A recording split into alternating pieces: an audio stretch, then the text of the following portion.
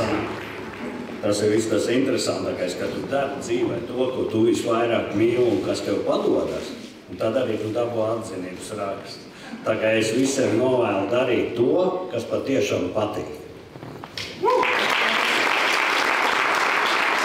Uz sarunu aicinām zemnieku saimniecību Ābolkalna īpašnieku Arti. Arti, balvu saņēmāt no Lauka atbalsta dienesta kā gada lauksaimnieks. Šobrīd zemnieku lietas ir ļoti skaļas, bet man jautājums jums ir šāds. Kas jūs dara laimīgi? Šis ir labs jautājums. Godīgi sakot, ir divas lietas, kas tā kā man varētu darīt laimīgs. Tā ir ģimene. Un ja tā saka, tad, varētu teikt tā, paldies ir vecākiem. Jāsaka, kad vecāki man iemācīja mīlēt zemi un arī visu pārējo. Un tad arī ir tā otra lieta, kad es nodarbojos ar to lauksaimniecību. Un viss tas labākais jau ir, ka tu vari apvienot darbu ar hobiju, un tad tev nav nekas žēl, jo, kā daudz saka, hobijā tu naudu nežēlo, laika nežēlo, spēks nežēlo. Un tur ir tā lieta, kad man nodarbošanās ir arī hobijs. Un tāpēc lielāko daļu jau daudz man to ir teikuši, kad esi mājās, bet ir par etam ir mājās arī. Tā kā tādas divas lietiņas būtu. Un tad man ir tāds jautājums, ar ko Ventspils novads atšķiras no citiem novadiem? Man liekas, ka Ventspils novads ir vislabākais, ir tas, kad ir vismazāk iedzīvotāji un vislielākā teritorija.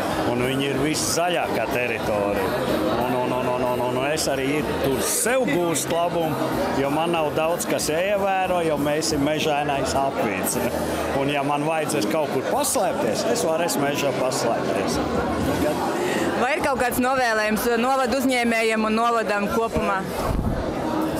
Tad, kad es to balvu saņēmu, es jau teicu, galvenais ir apvienot hobiju ar darbu. Un vienmēr ir jādara tas, kas patīk.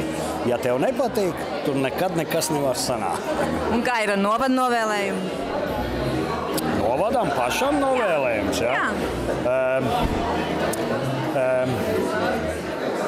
Kā varētu teikt, parūpēties par to un palīdzēt jauniem tā kā nākt pie mums un investēt jaunos uzņēmumos, ja? Tur palīdzēt ar to un to, lai tie jaunie nāk pie mums.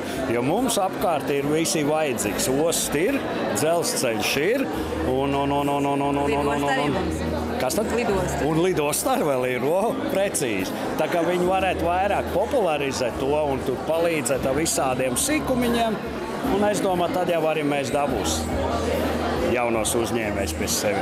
Jā, mēs jau šobrīd par to domājam un esam izsludinājuši reemigrācijas plānu un aicinām arī atgriezties no ārzemēm latviešus. Un šī ir tā iespēja, kad mēs viņus arī atbalstīsim finansiāli. Jā. Tas būtu baigi zolīgi.